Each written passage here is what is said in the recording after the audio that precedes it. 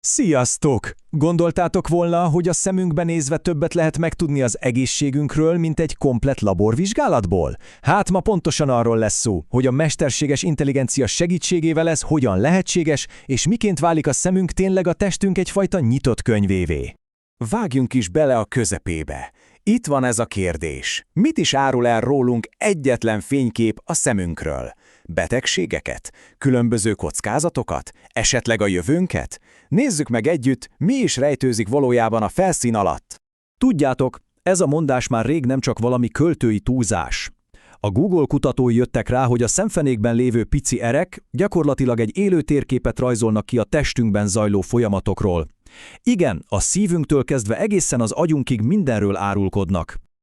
Szóval, a szem, mint az egészségünk tükre, de hol is vannak ezek a jelek?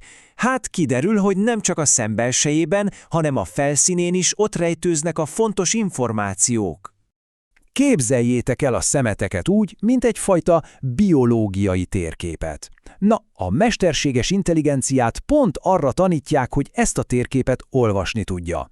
Olyan összefüggéseket talál meg, amik messze túlmutatnak azon, amit a hagyományos szemészet eddig keresett.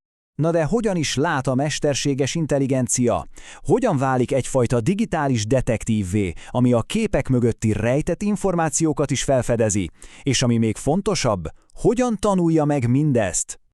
Az egész folyamat tulajdonképpen 3 egyszerű lépésből áll. Először is kell egy csomó adat. Több ezer, sőt 10 000 fotó szemekről, mindegyikhez csatolva a pontos egészségügyi adatokat. Aztán jön a második lépés, a tanítás. Az MI elkezdi elemezni ezeket a képeket, és keresi a rejtett mintázatokat, amik összekötik a látottakat az adatokkal. Végül pedig jön az előrejelzés, amikor a modell már elég okos, egy teljesen új képről is képes elképesztő pontossággal jósolni. És itt van a lényeg, a hatalmas különbség. Míg egy orvos a nagyobb, szemmel is látható elváltozásokat keresi, addig az MI olyan mikroszkópikus mintázatokat azonosít az erekben, a szövetekben, amik az emberi szem számára teljesen láthatatlanok. Na, ez az igazi szuperereje. Oké, és akkor most jön a legizgalmasabb rész. A retina rejtett titkai. Lássuk konkrétan, hogy miket is fedez fel az MI egyetlen fotó alapján. Higgyétek el, az eredmények tényleg megdöbbentőek. Kezdjük is rögtön az egyik legdurvábbal. Az MI a retinád alapján meg tudja becsülni a biológiai korodat. Igen, jól hallottátok, nem a naptári, hanem a biológiai kort. De kapaszkodjatok meg, ez még tényleg csak a kezdet.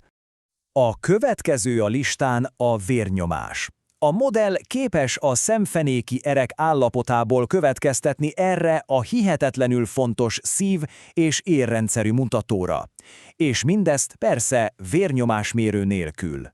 Sőt, ez még nem minden, a modell a hemoglobin szintet is meg tudja jósolni. Ez pedig azt jelenti, hogy a jövőben egyetlen fotóval kiszűrőhetővé válhat például a vérszegénység is. Elképesztő, nem? És talán a legfontosabb az összes közül. A modell akár évekkel előre jelezheti az olyan komoly szembetegségek kockázatát, mint mondjuk az időskori makuladegeneráció. Ez egy óriási fegyver a megelőzés, a prevenció kezében. Persze, egy ilyen elképesztően erőteljes technológia nem lehet teljesen hibátlan.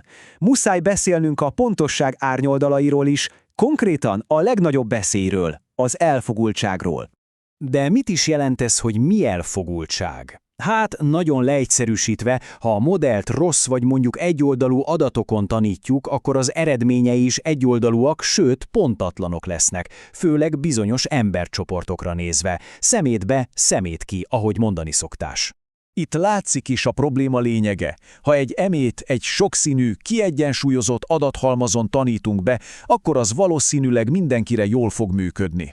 De ha csak egy szűk, homogén adathalmazt kap, akkor a modell pontatlan, sőt akár veszélyes is lehet más népcsoportokra. Ez mondhatni a technológia Achilles sarka.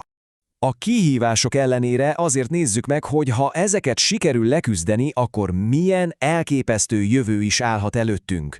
Milyen forradalmat hozhat ez az egész a gyógyászatban.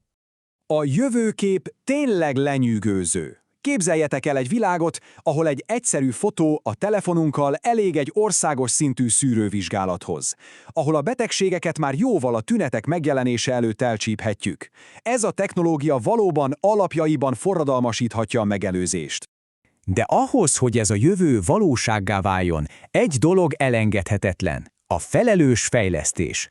A pontosság, a méltányosság és az elfogultság teljes kiküszöbölése kell, hogy legyen az abszolút elsődleges cél. És ez el is vezet minket az utolsó és talán legfontosabb kérdéshez. Készen állunk egy olyan jövőre, ahol egyetlen telefonos fotó többet érhet, mint egy komplett laborlelet? A technológia már itt van a küszöbön, a válasz pedig már csak rajtunk múlik.